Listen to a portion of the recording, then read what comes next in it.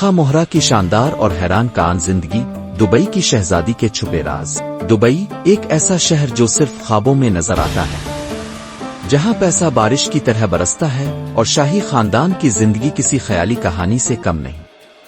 مگر آج کی ویڈیو میں ہم صرف دبئی کی کہانی نہیں بلکہ ایک ایسی شہزادی کا راز کھولنے جا رہے ہیں جو سوشل میڈیا پر ایک سنسنی بن چکی ہے۔ شاہ مہرہ ایک ایسی شہزادی جو نہ صرف خوبصورت ہے بلکہ آزاد، خود مختار اور اپنی زندگی کے فیصلے خود لینے والی ہے۔ لیکن سوال یہ ہے، کیا شاہ مہرہ کی زندگی واقعی اتنی پرتعیش ہے جتنی نظر آتی ہے؟ کیا ان کا شاہی رتبہ ان کی آزادی پر اثر انداز ہوتا ہے؟ اور سب سے بڑا راز، کیا ان کی محبت کی کہانی کسی خواب سے کم ہے؟ اگر آپ دبئی کی پرنسس کی حقیقت جاننا چاہتے ہیں اور یہ سمجھنا چاہتے ہیں کہ کیسے کچھ لوگ دولت کے باوجود خوشی کے لیے ترستے ہیں، تو ویڈیو کو آخر تک دیکھیں، کیونکہ ہم آپ کو بتانے جا رہے ہیں وہ حقیقت جو بہت کم لوگ جانتے ہیں۔ اور ہاں، کیا آپ جانتے ہیں کہ شہزادی مہرہ کی زندگی میں ایک ایسا موڑ آیا تھا جب انہیں اپنے شاہی خاندان سے الگ ہونے کی ضرورت پیش آئی؟ لیکن کیوں؟ جاننے کے لیے ویڈیو کے ساتھ رہیں۔ ایک، شاہ مہرہ کون ہے؟ شاہ مہرہ دبئی کے حکمران شیخ محمد بن راشد المکتوم کی بیٹی ہے۔ ان کا اصل نام مہرہ بنت محمد بن راشد المکتوم ہے۔ اور اگر ہم دبئی کے شاہی خاندان کی بات کریں تو یہ وہ لوگ ہیں جن کے پاس بے شمار دولت، اقتدار اور دنیا کے مہنگے ترین اثاثے ہیں۔ مگر کیا مہرہ اس زندگی سے خوش ہے؟ آپ سوچ رہے ہوں گے کہ شہزادی کی زندگی میں بھلا کس چیز کی کمی ہو سکتی ہے؟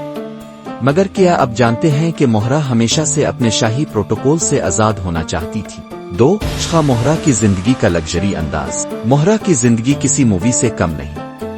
قیمتی کاریں، پرائیویٹ جیٹس، مہنگے ترین لباس اور نایاب گھوڑے، ان سب کا وہ دل کھول کر لطف اٹھاتی ہے۔ مگر یہاں ایک سوال پیدا ہوتا ہے، کیا مہرہ کا یہ شاہانہ طرز زندگی ان کی اپنی پسند ہے یا انہیں اس میں جینے پر مجبور کیا گیا ہے؟ ویسے اگر آپ کے پاس بھی شاہ مہرہ جیسی دولت ہوتی تو سب سے پہلی چیز کیا خریدتے؟ ایک پرائیویٹ جزیرہ، دنیا کی سب سے مہنگی گاڑی؟ کمنٹس میں ضرور بتائیں۔ تین، شاہ مہرہ کی شادی اور محبت کی کہانی۔